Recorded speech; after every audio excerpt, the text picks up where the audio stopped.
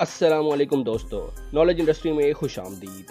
دوستو، آج کی اس ویڈیو میں ہم دنیا کے ایسے خوبصورت ملک کی سیر کرنے جا رہے ہیں جو قدیم روایات اور دلکش مناظر کے لیے جانا جاتا ہے۔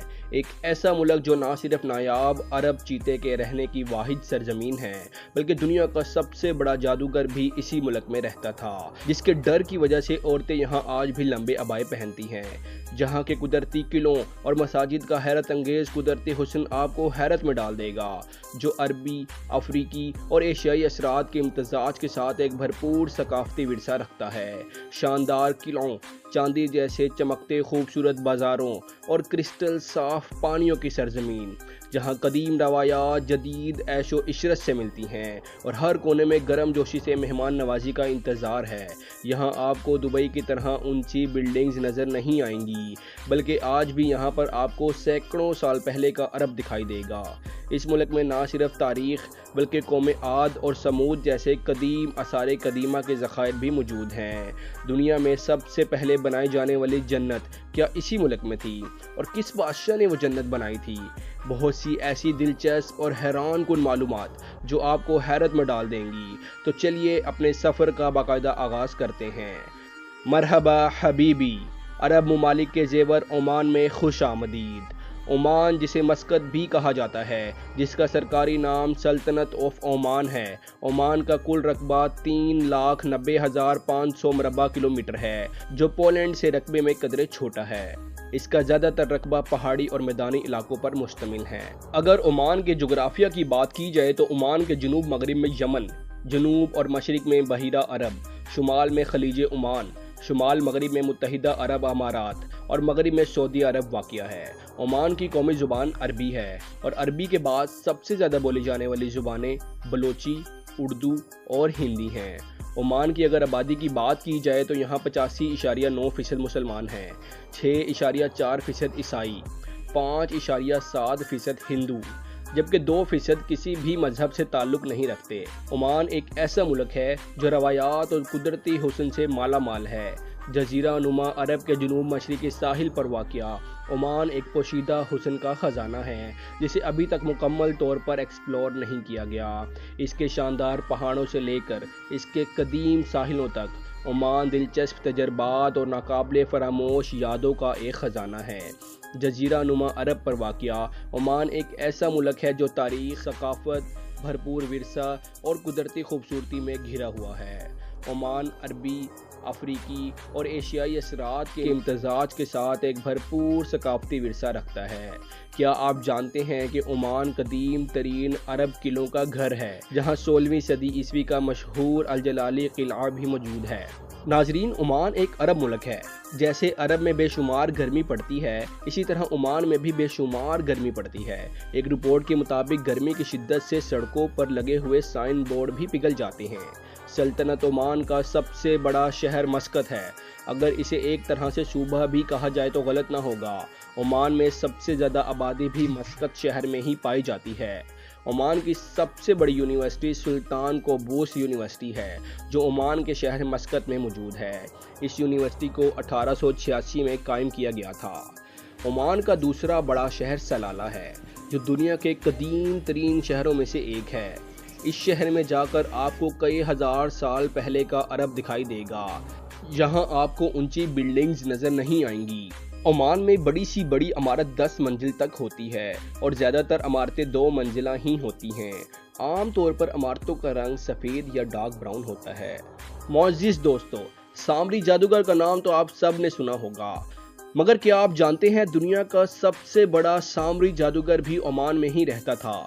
عمان کے شہر سلالہ میں آج بھی اس کا محل موجود ہے، جو سامری محل کے نام سے مشہور ہے۔ اس محل میں جانے کی کسی کو بھی اجازت نہیں، لیکن آپ دور سے دیکھ سکتے ہیں اور تصویر بھی بنا سکتے ہیں۔ دوستو، اسی سامری جادوگر کی وجہ سے عمان کی عورتیں آج بھی لمبے عبائے پہنتی ہیں، جس سے ان کے قدموں کے نشان مٹتے رہتے ہیں۔ ان کا کہنا ہے کہ سامری جادوگر عورتوں کے پاؤں سے ان کی مٹی اٹھاتا اور ان پر جادو کرتا تھا، جس وجہ سے یہ عورتیں اس کے قابو میں آ جاتی تھیں، پھر ان سے جو چاہتا تھا وہ کام لیتا تھا۔ इस तरह वो रस्म और रिवाज और रवायात आज तक चलती आ रही हैं। इसी वजह से आज भी ओमान की औरतें अबाए को पीछे से लंबा रखवाती हैं, जिससे उनके कदमों के निशान मिटते रहते हैं।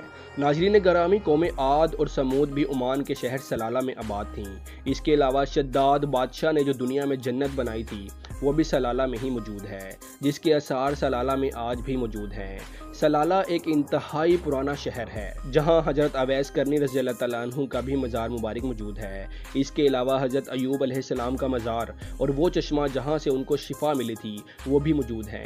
सलाला में एक वादी जिन भी मौजूद है, जहां आप बंद गाड़ी खड़ी कर दें तो वो खुद ब खुद चलने लग जाएगी और गाड़ी कम से कम 40 किलोमीटर फी घंटा की रफ्तार पकड़ लेगी। पूरे सलाला में आपको ऐसे मकामात मिलेंगे जो आसार कदीमा और तारीख से भरे पड़े हैं।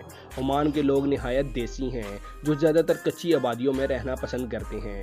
ओमान में आपको दूर दूर तक सब्ज़ा नज़र नहीं आएगा। ओमान दुनिया के चंद ऐसे ममालिक में आता है जहाँ पर अमन ज़िंदगी गुजारी जाती है। ओमानी लोग निहायत मेहमान नवाज होते हैं, आपको इंतहाई इज़्ज़त और मोहब्बत से मिलेंगे।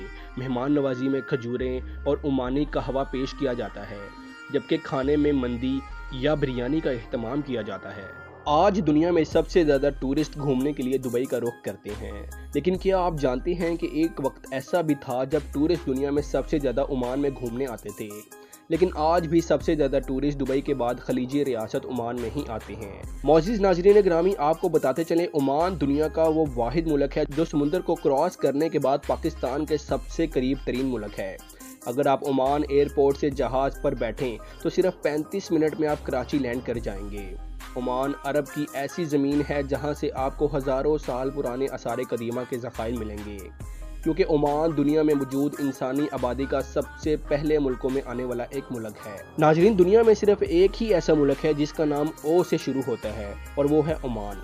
ओमान की सबसे ऊंची पहाड़ी जबल शम्स है, जिसकी ऊंचाई 310 मीटर है। दोस्तों, ओमान में एक कानून है, अगर आप वहां पर कोई बिजनेस चला रहे हैं तो सुल्तान की तस्वीर आपकी दुकान या दफ्तर पर लगी होनी चाहिए। अगर आप ऐसा नहीं करते तो गवर्नमेंट की तरफ से आपको हैवी जुर्माना किया जाता है। ओमान में ज़मीनी साफ पानी ना होने के बराबर है, जिसकी बड़ी वजह ज़्यादातर रकबे पर पहाड़ों का होना है। इसलिए ओमान की गवर्नमेंट समुंदर का पानी साफ करके और बारिशों का पानी जमा करके अपनी ज़िंदगी का गुजर बसर करते हैं। दोस्तों, क्या आप जानते हैं कि 1958 में पाकिस्तान के वज़ीर आज़म फ़िरोज़ ख़ान नून और ओमान के सुल्तान साद बिन तैमूर के दरमियान एक मुआहिदा तय पाया, जिसके मुताबिक ओमान का बैरून मुल्क कस्बा गवादर बंदरगाह, जो तकरीबन 175 साल से ओमानी हुकूमत की मलकियत थी, पाकिस्तान ने तकरीबन 5.5 बिलियन रुपए में ओमान से हासिल की थी, जो आज 2 अरब अमेरिकी डॉलर बनते हैं। इस तरह बलूचिस्तान के साहिल पर 15,210 मुरबा किलोमीटर रकबे पर मुहित गवादर बंदरगाह सरकारी तौर पर 8 दिसंबर 1958 को पाकिस्तान का हिस्सा बन गई। अगर आप गवादर बंदरगाह की मुकम्मल तारीख जानना चाहते हैं तो आप हमारी ये वीडियो देख सकते हैं, जिसका लिंक आपको ऊपर आई बटन और नीचे डिस्क्रिप्शन बॉक्स में मिल जाएगा। दोस्तों, ओमान की करेंसी ओमानी रियाल है। तेल की दौलत से माला माल दूसरे अमीर पड़ोसी मुल्कों की तरह ओमान भी तेल और गैस का एक बड़ा बरामद कुनिंदा है। इसी वजह से ओमानी रियाल दुनिया की तीसरी मजबूत तरीन करेंसी है, जिसमें एक ओमानी रियाल 2.60 अमेरिकी डॉलर के बराबर है। एक ओमानी रियाल पाकिस्तानी 771 रुपये के बराबर है, जबकि इंडियन रुपीज़ में ये 216 रुपये के बराबर है। ओमान में मेट्रो या ट्रेन का सिस्टम मौजूद ना होने की वजह से पूरे ओमान में आपको ट्रांसपोर्ट का एक वसी निज़ाम नज़र आता है। बेहतरीन टैक्सी, बेहतरीन बस सिस्टम पूरे ओमान में मिलेंगे।